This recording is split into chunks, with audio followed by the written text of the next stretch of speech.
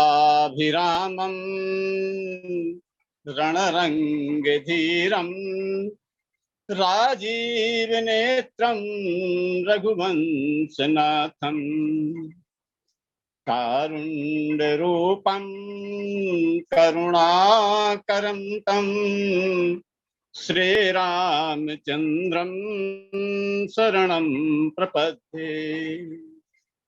मनोजवं मारुततुल्यवेगं जितेन्द्रियं बुद्धिमतां वरिष्ठं वातात्मजं वानरयूथमुख्यं श्रीरामदूतं शरणं प्रपद्ये। आप लोग आवाज नहीं करेंगे। श्रीरामदूतं शरणं प्रपद्ये। लक्ष्मीकान्तसमारम्भां नाथयामुनमध्यमाम् अस्मदाचार्यपर्यन्तां वन्दे गुरुपरम्पराम्। राम कथा के रसिक तुम भक्तिराशमतिधीर आसन लीजिए हृदय महा तेज पुंज कपिवीर श्यावर रामचंद्र जी की जय। उमापति महादेव की जय। पवन सुत हनुमान की जय। गोस्वामी तुलसीदास जी महाराज की जय। सब संतन की जय। जय जय सीताराम।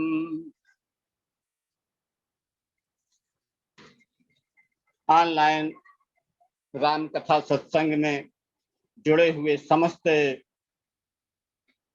विद्युत जन, राम कथा रस रसिक जन, आप सभी के चरणों में सादर प्रणाम संप्रेषित करते हुए राम कथा में सीधे प्रवेश करते हैं। पिछले व्याख्यान के दौरान आप लोगों के सम्मुख सीतान्वेषण का प्रसंग रखा था कि जनक सुता कहाँ खोजहु जाई, ओ मास दिविस महया बहु भाई। महाराज सुग्रीव ने अपनी वानर दल को और माता सीता के खोज में भेजा और ये दक्षिण दिशा की ओर जाने वाला जो दल है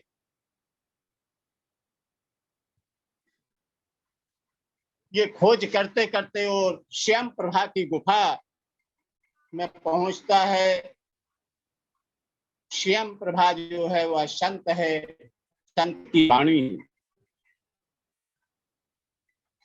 ये विषय बहुत ही आध्यात्म की ओर लेके चल रहा हूं, आप लोग ध्यान से सुनेंगे तो वस्तुतः सही समझ में आएगा। श्याम प्रभा संत है, संत की वाणी है। संत से भेंट हुई तो भगवत रस की प्राप्ति हुई, प्राणों को रस मिला तो नई स्फूर्ति जागी और संत से जो मिलन हुआ तो गुरु तक पहुंचने का मार्ग प्रशस्त हुआ। संत से जो कुछ भी मिला या जो दिखा वह अत्यंत कठिन था, अति गंभीर था। सभी वानर दल जो है, वानर भालू देखते हैं कि सामने जो है अति अगाध अपार जल राशि दिखाई दे रही है, बहुत ही अगम पंथ दिखाई दे रहा है। क्या देखते हैं? बाबा तुलसी लिखते हैं कि हाड़े शकल सिंधु के तीरा। सभी वानर दल जो है समुद्र के किनारे खड़ा है। यहाँ तक का प्रसंग पिछले व्याख्यान के दौरान आप लोगों को समझाया, आप लोगों के सामने रखा। अब आगे चलते हैं कि ये समुद्र क्या है। तो कोई इसे समुद्र कहता है, कोई इसे भवसागर बोलता है, कोई इसको देहाभिमान कहता है, तो कोई इसको खाड़े की धार कहता है। यह प्रेम को पंथ करारो महा तलवार की धार पे धावे। ये प्रेम का जो पंथ है तलवार की धार पे चलने के समान है। इस पे सहज साधारण रूप से कोई चाहे तो नहीं चल सकता। गोपियां बोलती हैं कि उद्धव ये प्रेम की बात है, बंदगी तेरे बस की नहीं है। यहाँ पग पग यहाँ सरदे के होते हैं सिजदे, बंदगी तेरे बस की नहीं है। ये प्रेम का पंथ अत्यंत करारा है। सभी बानर भालू जो हैं समुद्र के किनारे बैठे हैं और चिंता मन में। तो चिंता किस बात की कर रहे हैं? जो अवधि महाराज सुग्रीव ने दी थी कि मास दिवस में आवह भाई, वह अवधि बीत चुकी है और अभी तक कार्य कुछ नहीं हुआ है, अर्थात माता सीता का पता नहीं लगा है और अवधि जो है वह समाप्त होने को जा रही है। इसीलिए सभी बानर जो हैं वह चिंतित हैं, चिंताग्रस्त हैं। हमारा और आपका जीवन भी बीतता चला जा रहा है और अभी काम कुछ भी नहीं हुआ है, कुछ भी काम नहीं बना। मानव जीवन का जो मुख्य लक्ष्य है वह लक्ष्य है भक्ति को प्राप्त करना और अपनी मुक्ति का मार्ग प्रशस्त करना। समय बीत रहा है और मनुष्य इस पर कुछ भी ध्यान नहीं दे रहा, कुछ भी विचार नहीं कर रहा है। हम सोचते हैं कि ईश्वर की आराधना, ईश्वर का भजन करना, उनकी भक्ति करना, ये सब वृद्धावस्था का, बुढ़ापे का काम है। जब वृद्धावस्था को प्राप्त होंगे तब हम भगवान का भजन कर लेंगे। लेकिन हमारा दुर्भाग्य है कि हम वृद्धावस्था में और माया के जाल में उलझ जाते हैं और नाती पोतों के साथ में उनके जैसा ही बर्ताव करने लगते हैं और माया में उलझते चले जाते हैं, लेकिन भक्ति नहीं कर पाते, भक्ति को प्राप्त नहीं कर पाते। ईश्वर के द्वारा प्रदत्त जो समय है, ईश्वर ने हमको ये मनुष्य शरीर दिया और एक निश्चित समय दिया, एक निश्चित आयु दी कि इतने समय तक आपको इस भूतल पर रहना है और इस समय में आपको भक्ति देवी का साक्षात्कार करना है, उनको प्राप्त करना है और आवागमन के मार्ग से जो है छुटकारा पाना है। लेकिन अभी तक हमारा ये कार्य संपन्न नहीं हुआ, हम भक्ति देवी को प्राप्त नहीं कर पाए, या दूसरे शब्दों में हम ये कहें कि अभी तक हमने काम प्रारंभ ही नहीं किया है।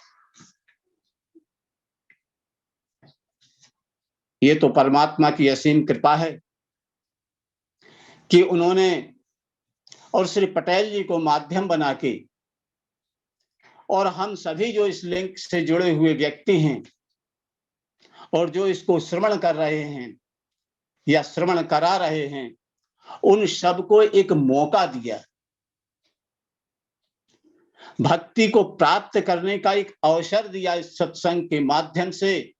इसके लिए हम सभी पटेल जी के आभारी हैं और उनको हृदय से धन्यवाद देते हैं कि परमात्मा ने उनको माध्यम बना के और हमें भक्ति का साक्षात्कार करने का अवसर प्राप्त किया। याद रखिए, यदि ये जीवन बीत गया और भक्ति को हम प्राप्त नहीं कर पाए, उसका साक्षात्कार नहीं कर पाए, तो फिर 84 के चक्कर में जाने से हमको कोई नहीं रोक सकता। फिर हम 84 के चक्कर में पुनरपि जननम पुनरपि मरणम पुनरपि जननी जठरम शयनम, इसी अवस्था को प्राप्त होंगे।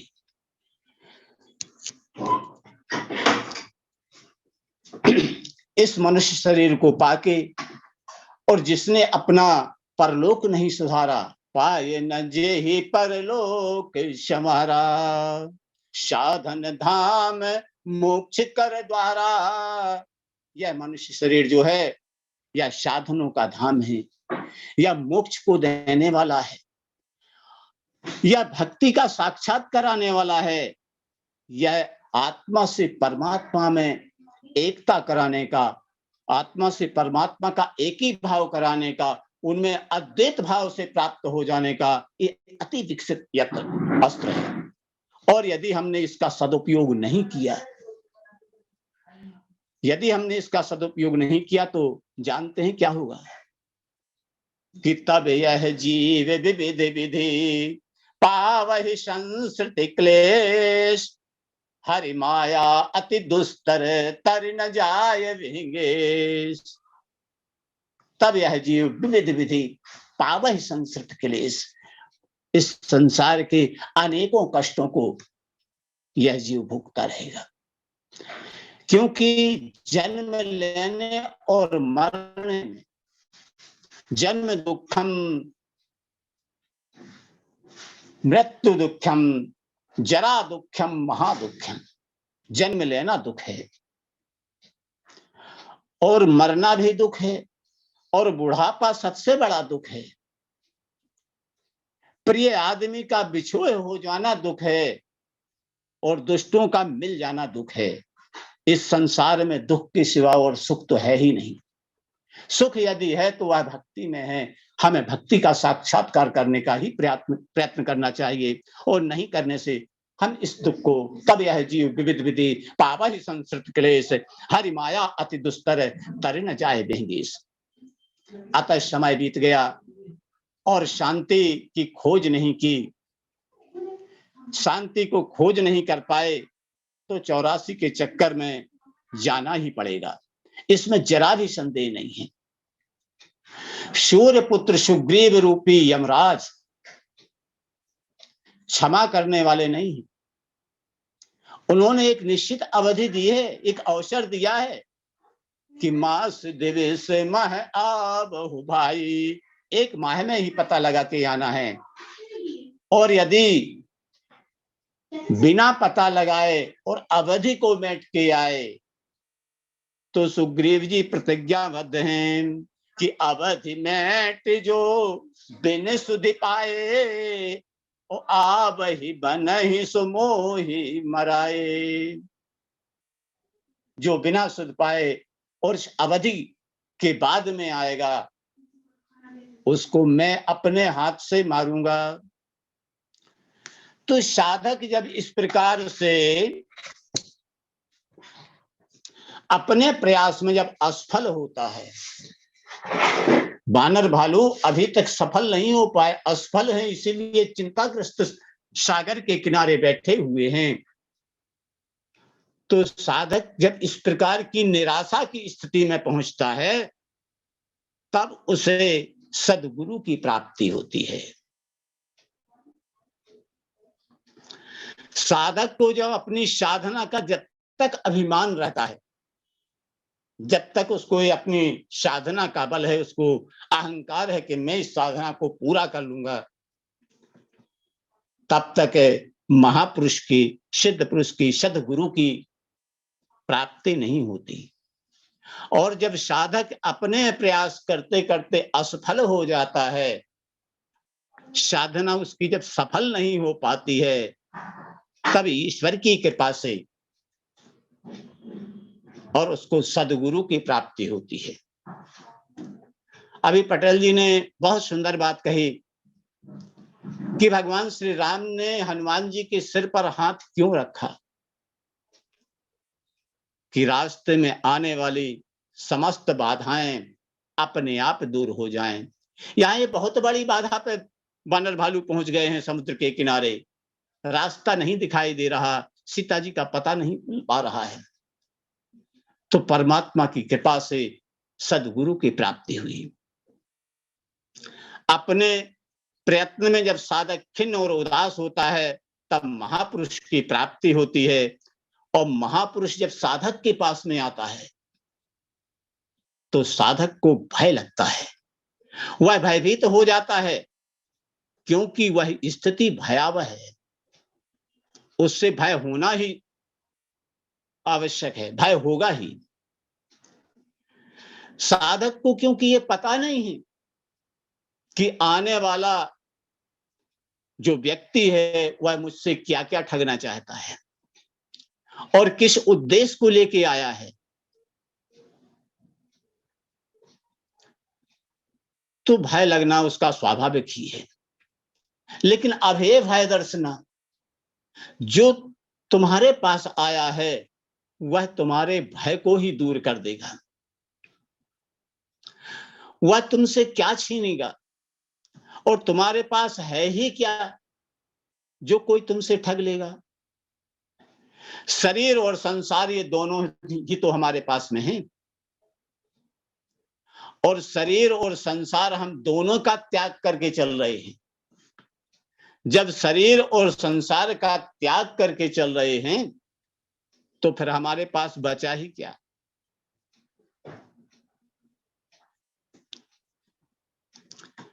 इसलिए हमें भय करने की आवश्यकता नहीं है, जो आ रहा है वह हमारे भय को स्वयं ही दूर कर लेगा। साधक की यह हिचक स्थायी नहीं है, साधक को जो भय है ये स्थायी भय नहीं है, थोड़ी सी हिचक है। जैसे अंधेरे में रस्सी पर पैर पड़ता है और हम चौंक जाते हैं, लेकिन जैसे ही रस्सी पर नजर पड़ती है और हमारा चौंकना समाप्त हो जाता है, क्योंकि धुंधलके में जब रस्सी पर पैर पड़ता है तो हमें सांप का भ्रम होता है, इसलिए हम चौंक जाते हैं। लेकिन जब हम देखते हैं कि ये सांप नहीं रस्सी है तो हमारा भय और हमारा चौंकना दोनों समाप्त हो जाते हैं। यही वानर भालुओं की दशा है। जो तुम्हें कृतार्थ करने आया है वही तुम्हें आश्वस्त कर देगा। संपाति सदगुरु के रूप में हैं और मानस के ये दो सिद्ध पुरुष हैं, एक संपाति और दूसरे निषाद राजगुह। कभी इनके ऊपर चर्चा होगी तो आप लोगों के सामने इस प्रसंग को रखेंगे। तो संपाति ने वानरों का भय दूर किया, अपने पास बुलाया और उनका वहां पहुंचने का कारण पूछा कि आप लोग क्यों यहाँ पे आए हैं और क्यों उदास बैठे हैं। तब वानर भालुओं ने अपनी समस्त कहानी कि हम लोग सीतान्वेषण करते हुए और किष्किंधा से यहाँ तक पहुंचे हैं, 1 माह का समय मिला था, वह भी पूर्ण होने को जा रहा है, लेकिन हमें माता सीता का पता नहीं लगा, भक्ति देवी का साक्षात्कार नहीं हुआ। तब संपाति वानरों से कहता है कि मैं देखा हूं तुम नाही, गिधहि दृष्टि अपार, बूढ़ भयो नत करत्यो कछुक सहाय तुम्हार। मैं देख रहा हूं, संपाति बोलता है कि मैं देख रहा हूं कि शांति रूपी सीता जी जो हैं वह अशोक वाटिका में, लंका की अशोक वाटिका में अशोक वृक्ष के नीचे और अशोक यानी शोकहीन की दशा में बैठी हुई है। संपाति के इस प्रकार कहने से और बंदर भालू भी उसी दिशा की ओर देखने लगे जिस दिशा की ओर संपाति ने इंगित किया था। तो संपाति मुस्कुराकर कहता है कि मैं देखा हूं तुम नहीं, मैं देख सकता हूं लेकिन तुम लोग नहीं देख सकते। मैं देख रहा हूं कि अशोक की वाटिका में सीता जी जो है अशोक वृक्ष के नीचे विराजमान हैं, लेकिन तुम नहीं देख सकते। तात्पर्य यह है कि जो सिद्ध पुरुष हैं, जो तत्वज्ञ ज्ञानी पुरुष हैं, वो समदर्शी हैं, त्रिकालज्ञ हैं। त्रिकालज्ञ सर्वज्ञ तुम गति सर्वत्र तुम्हार, उनकी सर्वत्र गति होती है और उनको काफी दूर तक का दिखाई देता है। लेकिन ये बानर भालू साधक हैं, अभी इनको इनकी साधना पूर्ण नहीं हुई है, सिद्धियां इनको नहीं मिली हैं, इसलिए ये नहीं देख पा रहे हैं। तो सिद्ध पुरुष जो है, साधक पुरुष जो है, वह उस दृश्य को देखता है, लेकिन साधक जो है, जिसकी अभी साधना पूर्ण नहीं हुई है, वह उस दृश्य को नहीं देख सकता।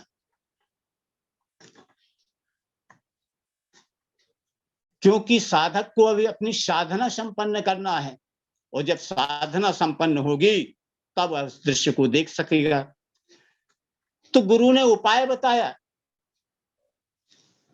कि जो व्यक्ति तुम्हारे इस दल में और इस सागर को लांघ जाएगा, जो लांघे शतयोजन सागर, ओ करे सुराम काज नय नागर। जो इस 100 योजन के विशाल सागर को लांघ जाएगा, वही भक्ति देवी का साक्षात्कार कर सकता है। अर्थात जो व्यक्ति देह की आसक्ति से ऊपर उठ जाए, वही भक्ति का साक्षात्कार करता है। देह से ऊपर उठे बिना भक्ति का साक्षात्कार असंभव है। यहां एक और प्रॉब्लम है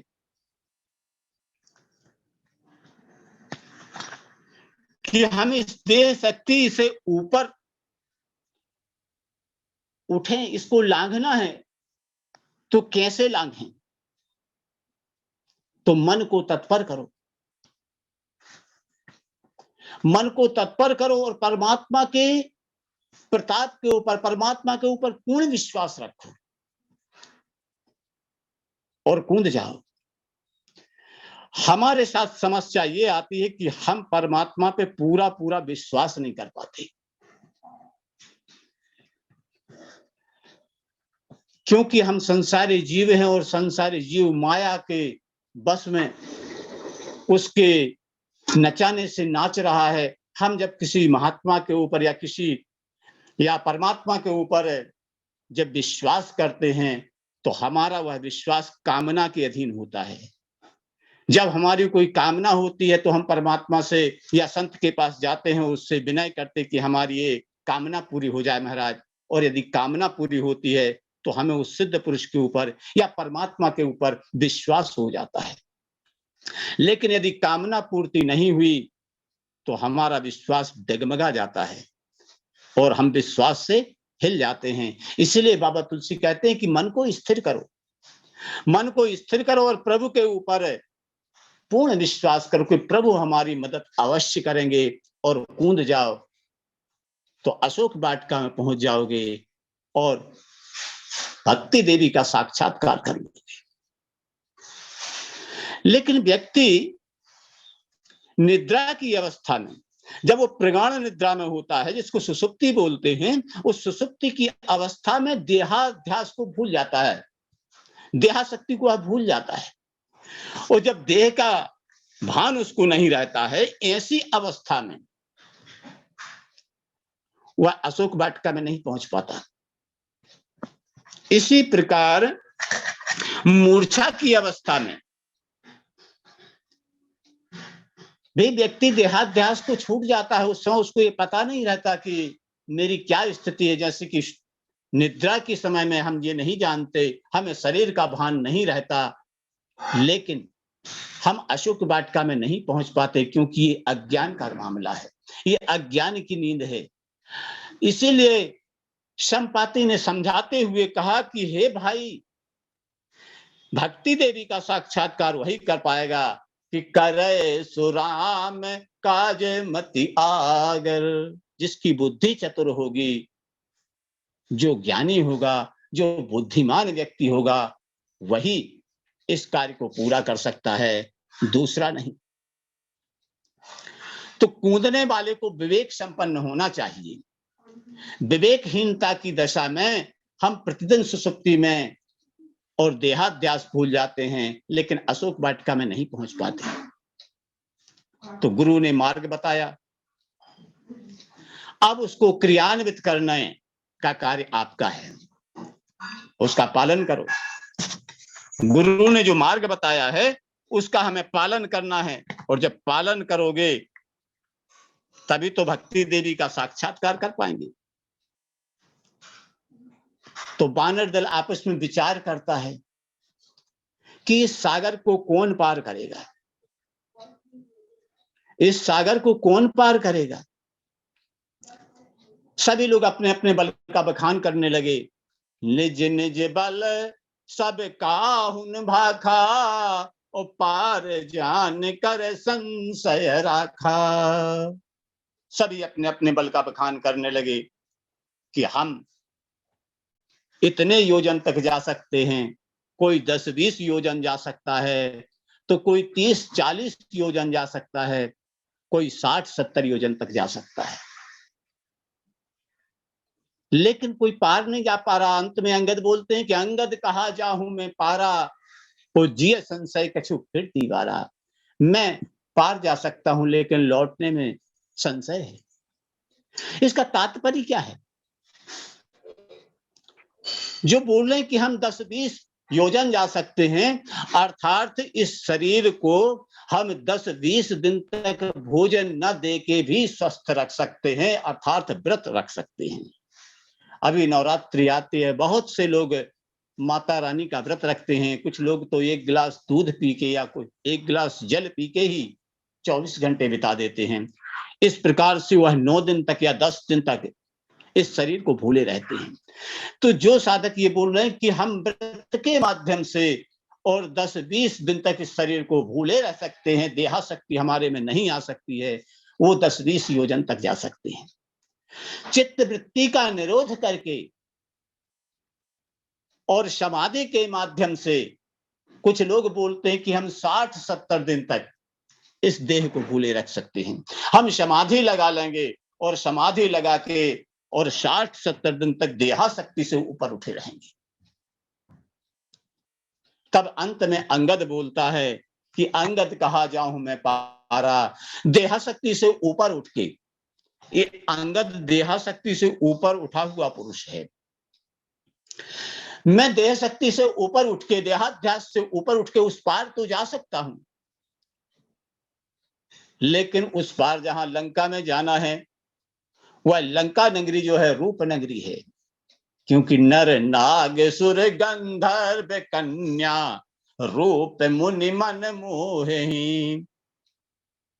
वह रूपनगर है, और रूपनगर में पहुंच के यदि हमारे में पुनः देहाशक्ति आ जाए, इसका विश्वास नहीं है। यही अंगद का संशय है कि देह शक्ति से ऊपर उठ के मैं उस पार तो जा सकता हूं, लेकिन सामने रूपनगर है, इस रूपनगर में पहुंच के यदि मैं पुनः देहाध्यास आ जाए, पुनः देहाशक्ति आ जाए, इसकी गारंटी नहीं है।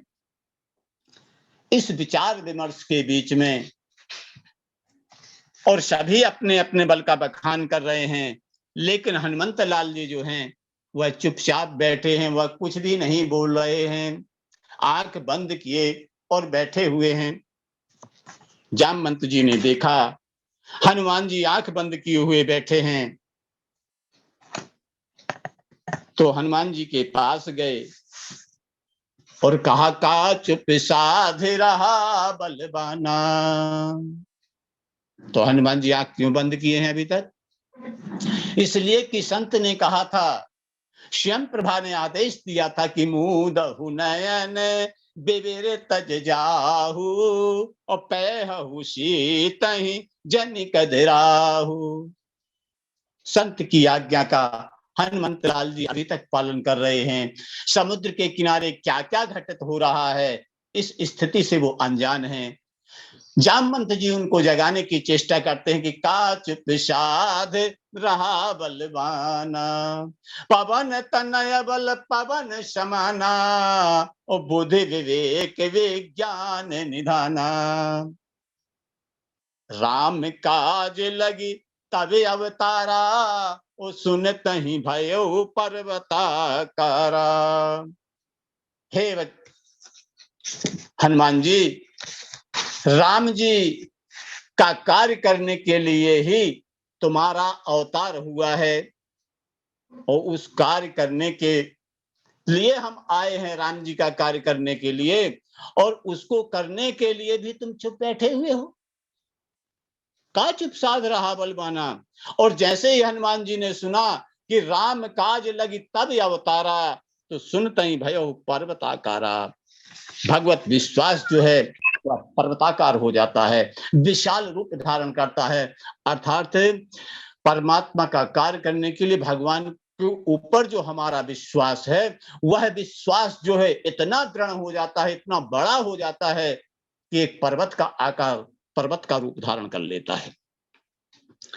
और फिर हनुमंत लाल जी जो हैं, पर्वताकार भगवत विश्वास जो है, माता सीता की खोज में आगे बढ़ता है। जब व्यक्ति में भगवत विश्वास जागता है, तब वह प्रभु के भरोसे, परमात्मा की कृपा से उनके विश्वास के ऊपर और देहाध्यास को नष्ट करके और शांति देवी की खोज में अग्रसर होता है। उस समय इस असीम भगवत विश्वास का रास्ता बाधित करने के लिए और कोई बाधा, कोई विघ्न बाधा उनके सामने उपस्थित नहीं हो सकती। उसका चरण स्पर्श पाके ही और समस्त विघ्न बाधाएं जो हैं वह दूर हो जाती हैं। बाबा तुलसी लिखते हैं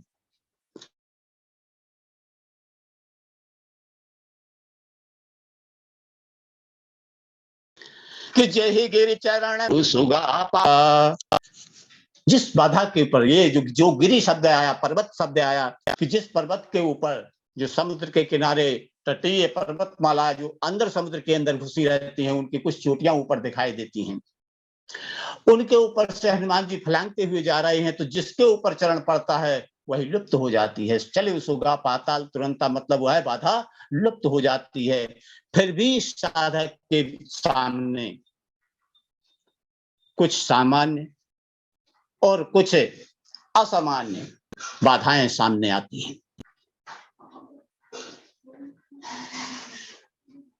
और इसका मार्ग अवरुद्ध करती हैं। आइए हम इन बाधाओं को जानने का प्रयास करते हैं कि साधक के पास में सबसे पहले कौन सी बाधा आती है। तो जल निधि रघुपति दूत विचारी, ते मैं नाक हो श्रमहारी। इंद्र वज्र जादिन कर लीना, ओ पर्वत सब पंख विन कीना। तहि दिन मारुत कीन सहाई, तासु तनय लंका को जाई। तो सिंधु वचन सुनि कान, तुरत उठे मैं नाक तब। कपि कह कीन प्रणाम, बार बार कर जोर के। समुद्र की प्रेरणा से और मैनाक रूपी बाधा जो है वह साधक के सामने, हनुमान जी के सामने आती है। ये बाधा जो है देहाध्यास की ओर और ध्यान आकृष्ट कराती है कि शरीर को देखिए, देहाशक्ति की ओर उस साधक का ध्यान आकृष्ट कराती है, क्योंकि शरीर है तभी तो साधना कर पाओगे, तभी तो शांति देवी का साक्षात्कार कर पाओगे। और शरीर यदि शिथिल हो गया, शरीर नहीं रहा, तो शांति का साक्षात्कार कैसे करोगे।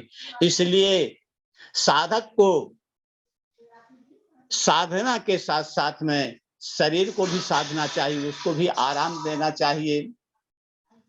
यही बात जो है मैनाक जो है वह साधक हनुमंत लाल जी से कहता है कि जब शरीर की ओर ध्यान रखो, क्योंकि साधना शरीर के द्वारा ही की जाती है, अतः इसकी उपेक्षा करना उचित नहीं है। देखिए, जलनिधि रघुपति दूत विचारी, और ते मैनाक हो श्रमहारी। श्रम शरीर को होता है, आत्मा या जीव को नहीं। तो शरीर का श्रम दूर करने के लिए समुद्र की प्रेरणा से मैनाक रूपी बाधा सामने आती है कि कुछ विश्राम करो, कुछ आराम करो। और समय अपनी पूर्णता की ओर जा रहा है, आगे का प्रसंग आप लोगों को फिर कभी सुनाऊंगा। यहीं पे अपनी वाणी को विराम देता हूँ। प्रेम से बोलिए सच्चिदानंद भगवान की जय।